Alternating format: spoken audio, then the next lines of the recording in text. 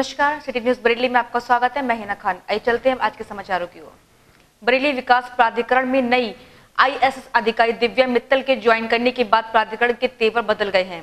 अब तक अपनी खराब छवि से जूझ रहे प्राधिकरण में आज VC की पहल पर प्रधानमंत्री आवास योजना के लाभार्थियों के लिए विशेष शिविर लगाया गया, जिसमें एक ही जगह की सभी समस्याओं का समाधान हो गया।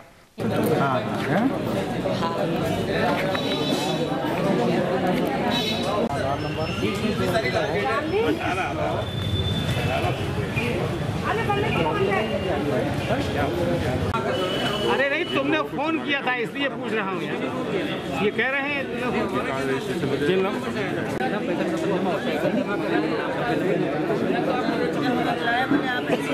यह नजारा है बरेली विकास प्राधिकरण के पार्किंग का।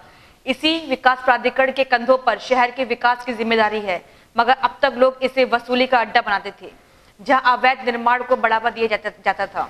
मगर अब नई VC की पहल पर BDA की पार्किंग में नए कैंप का आयोजन किया गया है, जिसमें सिंगल विंडो सिस्टम के तहत सभी छोटों से लेकर बड़े अधिकारियों ने प्रधानमंत्री आवास योजना के लाभार्थियों की समस्याओं का समाधान किया है। VC दिव्या मित्तल ने बताया कि ये अपने तरह का उत्तर प्रदेश में पहला प्रयास है। इस बारे में योजना का लाभ पाने वाली महिला अभ्यर्थी ने बताया। मेरा नाम राजरानी है।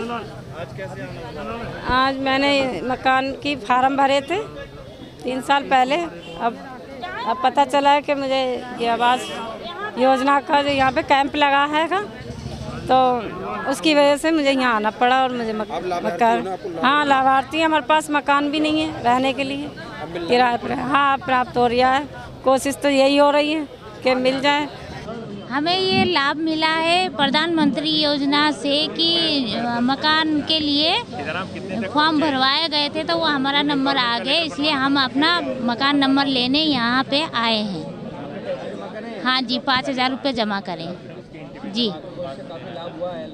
हाँ लाभ हुआ है, सरकार आने से लाभ हुआ है। आगे सरकार ऐसे ही चलते रहे। वही उपाध्याय बरेली विकास प्राधिकरण दिव्या मित्तल ने बताया। प्रधानमंत्री आवास योजना शहरी के तहत लोगों के रजिस्ट्रेशन बहुत कम हो रहे थे, उनको तरह तरह की दिक्कतों का सामना करना पड़ रहा था। तो हमने एक सिंगल विंडो सिस्टम रजिस्ट्रेशन के लिए आज कैंप लगाया था कि लोग यहाँ पे केवल अपने कुछ बेसिक डिटेल्स लेके आ जाए। तो उनका फॉर्म भी हमने भरवाया है, फोटोग्राफ्स भी खिंचवाई हैं, ताकि उनका फॉर्म भर के जमा हो जाए, 5000 रुपये की रजिस्ट्रेशन राशि भी जमा हो जाए। तो उसके बाद हम लोग लकी ड्रॉ निकाल के जिनको भी आवंटित होगा वो आवास आवंटित कर पाएंगे। यहाँ पे व्यक्ति को केवल अपना आधार कार्ड और बैंक की पासबुक जैसी बेसिक डिटेल्स लेके आना था। फॉर्म के विक्रय से लेकर फॉर्म को भरना, फोटोग्राफ खिंचवाना और फॉर्म को जमा करना। यहाँ पे बैंक का भी काउंटर है, यहाँ पे फ़ोटो का भी काउंटर है, ताकि लोगों को कहीं और ना जाना पड़े, केवल यहाँ आके उनका समुचित काम हो जाए और उनका रजिस्ट्रेशन यहाँ पे संभव हो पाए। इस तरह से A to Z सभी सुविधाएं यहाँ पे उपलब्ध हैं। हज यात्रा की फ्लाइट 4 जुलाई शुरू होगी, जो 18 जुलाई तक जारी रहेगी, और हज यात्री की वापसी की फ्लाइट 18 अगस्त से 1 सितंबर तक होगी। इस मौके पर हज सेवा ट्रेनी हाजी यासिन कुरैशी ने कहा कि 36 बरस बाद एक साथ होगी अंग्रेजी व चांद तारीख की तारीख 9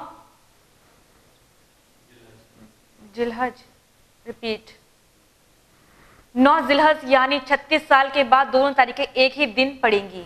इस बारे में जानकारी देते हुए हज सेवा समिति के अध्यक्ष समाजवादी पार्टी के पूर्व मंत्री हाजी अताउर रहमान ने बताया। हज सेवा समिति हर साल की तरह इस बार भी हज यात्रियों की सेवा के लिए तैयार है, और हज सेवा समिति की तरफ से जून में हज ट्रेनिंग कैंप लगाए जाएंगे, जिससे हाजियों को सारी मालूमात हो सके। और पहली बार हज सेवा समिति के जरिए व्हाट्सएप ग्रुप भी एक बनाया गया है, जिसमें कोई भी हज यात्री व्हाट्सएप ग्रुप में भेजकर अपना मैसेज और सारी जानकारी ले सकता है। अब हज यात्री को दूसरी किस्त जमा करना पड़ेगी, फिर उसके बाद तीसरी किस्त जमा होगी। दूसरी किस्त 1,20,000 होगी और तीसरी किस्त अभी तय नहीं है। इसके बाद 4 जुलाई से 18 जुलाई तक फ्लाइट जाएंगी, हज यात्री यहाँ से जाएंगे और उसके बाद अगस्त में आना शुरू हो जाएंगे। तो हज सेवा समिति हमेशा की तरह इस बार भी हाजियों की पूरी तरह से खिदमत करने के लिए तैयार है, जिससे किसी भी हज यात्री को परेशानी ना हो। बहेड़ी में रामलीला मैदान में अधिकारिता मंत्रालय व निःशुल्क सहायक उपकरण वितरण के सौजन्य से एक समारोह का आयोजन किया गया, जिसमें दिव्यांगों को निःशुल्क उपकरण वितरण किए गए। इस कार्यक्रम के मुख्य अतिथि बिथरी चैनपुर विधायक पप्पू भरतौल उर्फ राजेश मिश्रा रहे, जिनका सभी ने फूल माला पहनाकर जोरदार स्वागत किया। उसके बाद उन्होंने दिव्यांगों को उपकरणों का वितरण किया।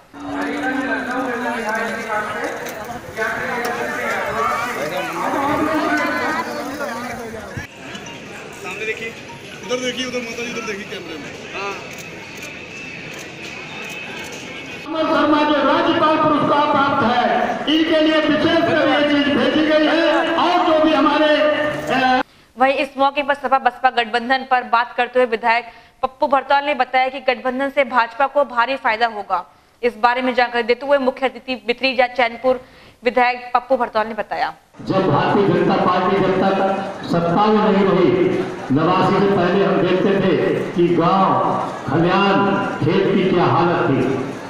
आज आपके लिए बिजली मिल गई तो भारतीय जनता पार्टी की वजह से मिल रही। पिछली भी सरकारें रही, हम तो देखते थे लाइट नहीं आती थी।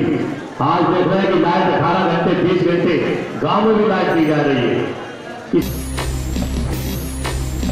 संयुक्त स्वास्थ्य आउटसोर्सिंग संविदा कर्मचारी संघ के आह्वान में प्रतिदिन 2 घंटे कार्य बहिष्कार। 11 मार्च को लखनऊ में देंगे धरना।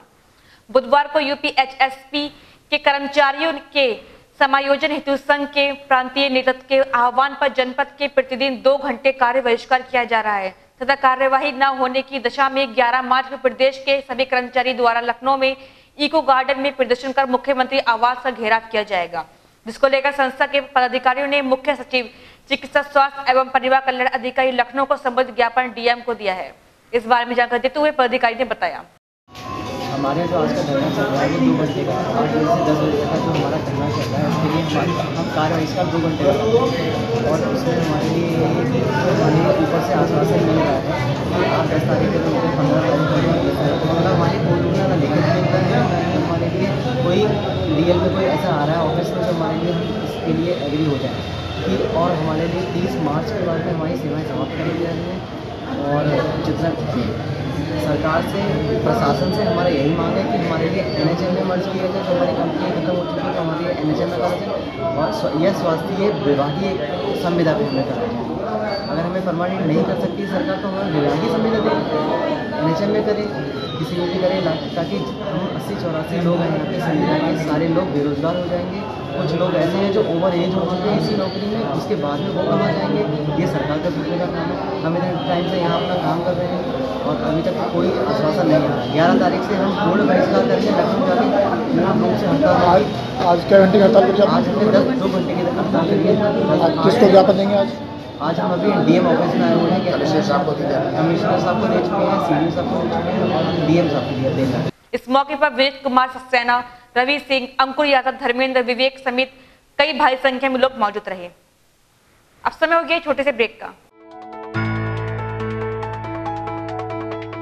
In India, more than 1.5 crore people are suffering from partial or total blindness. Dr. M.S. Basu, a renowned eye specialist who is successfully treating eye diseases with the ancient wisdom of Ayurveda. Retina-related problems, drying of eye nerves, which had been considered incurable, are successfully being treated by Dr. M.S. Basu. Several cataract patients have got their vision back without any surgery. An experience of more than 35 years, continuous research and endeavor have earned a remarkable name for Dr. M.S. Basu. Outcome of this hard work is Isotene Eye Drops, which has got wonderful results and has been awarded with the Ayurvedic Premium Mark.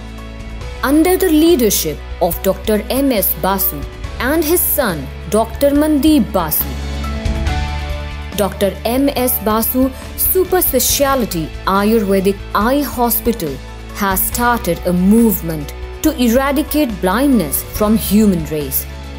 Thousands of patients coming from all over the world for their eye treatment are living examples of it. जिस प्रकार से दुनिया को polio से मुक्त किया गया है, उसी प्रकार से मेरा सपना है कि दुनिया को अंतर मुक्ति दिलाई जा सके। हमारा उद्देश्य है, जो ईश्वर ने हमको इतनी बड़ी चीज़ दी है तो उसको हम चाहते हैं कि उसको प्रोपार करते हुए दुनिया को उसका लाभ पहुँचाएँ।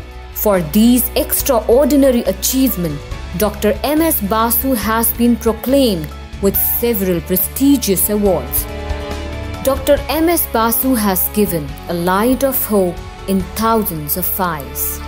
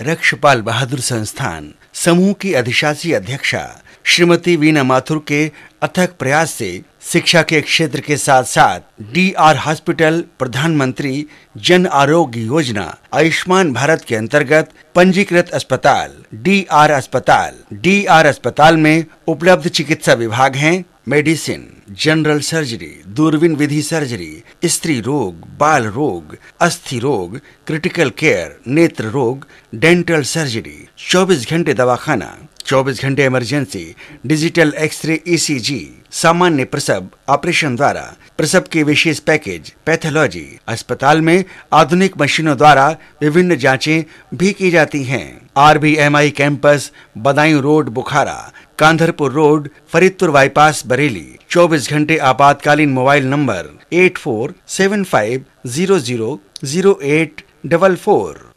ब्रेक के बाद फिर आपका स्वागत है। फेसबुक पर मुस्लिम समुदाय के धार्मिक ग्रंथ को जलाने की वीडियो डालने वाली महिला के खिलाफ थाना सीबीगंज में हुआ मुकदमा दर्ज। बताया चले कि ऑल इंडिया रजा एक्शन कमेटी के कार्यकर्ता समीर रजा निवासी सीबीगंज बादशाह नगर ने अपनी फेसबुक आईडी पर उससे जुड़ी राजकोट गुजरात की सोनू नाम की महिला के पवित्र ग्रंथ को जलाने की वीडियो अपलोड की है। इसको लेकर समीर रजा ने ऑल इंडिया एक्शन रजा कमेटी के राष्ट्रीय अध्यक्ष मौलाना अदनान रजा को इसकी जानकारी दी। उनके आश्वासन के बाद महिला के खिलाफ थाना सीबीगंज में रिपोर्ट दर्ज कराई है। इस बारे में ऑल इंडिया रजा एक्शन कमेटी के राष्ट्रीय सचिव मोहम्मद इमरान रजा बरकाती ने बताया। किताब कुरान शरीफ के साथ छेड़खानी की और उसको जलाया, उसका वीडियो बनाकर फेसबुक पर अपलोड किया। ये पता हमें तब चला जब हमारे ऑल इंडिया रजा एक्शन कमेटी के जो सदस्य हैं समीर रजा, वो फेसबुक चला रहे थे, तब उनके सामने ये वीडियो आया। उन्होंने ये शिकायत हमारे राष्ट्रीय अध्यक्ष हुजूर अदनान मियां साहब क़िबला तक पहुंचाई। उसके बाद हजरत ने तमाम पदाधिकारियों को आदेश दिए कि हम लोग पहुंचे थाना सीबीगंज। प्रवक्ता अब्दुल हलीम खान साहब वो भी साथ में थे। मुकदमा करा दिया गया उसके खिलाफ, लेकिन जिला प्रशासन से गुजारिश की जाती है कि वो उस लेडीज के खिलाफ सख्त कार्रवाई करें ताकि वो जेल जा सके और उसके बाद में जो है हमारे हिंदुस्तान का अमन अमान कायम रखा जाए, इसको बिगाड़ा ना जाए। मोदी जी को लाना है, भारत देश बचाना है, संकल्प लेकर बुलेट से निकली तमिलनाडु की राजलक्ष्मी पहुंची बरेली।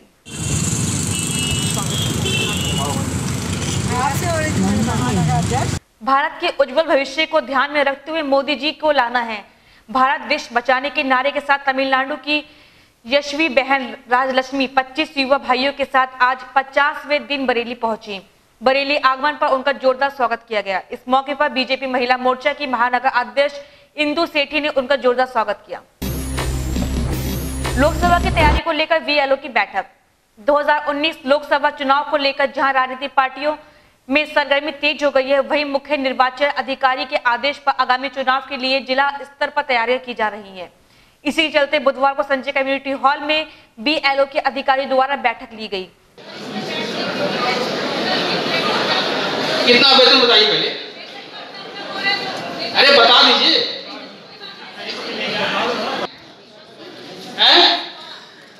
गांव है इस ब्लॉक में, नगर क्षेत्र में। आपकी पोस्टिंग नगर क्षेत्र में कब से है?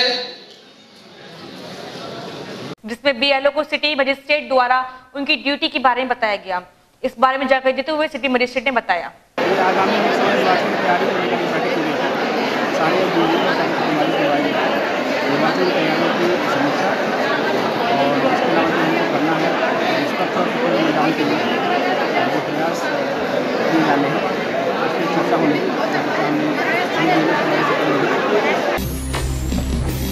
सैटेलाइट ओवरब्रिज के काम में आई तेजी।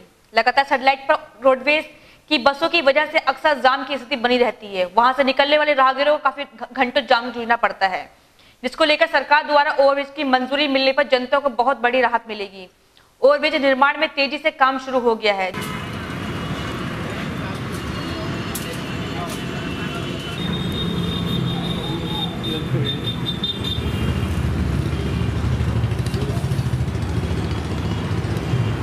जो अपने निर्धारित समय 24 महीने पूर्ण हो जाएगा।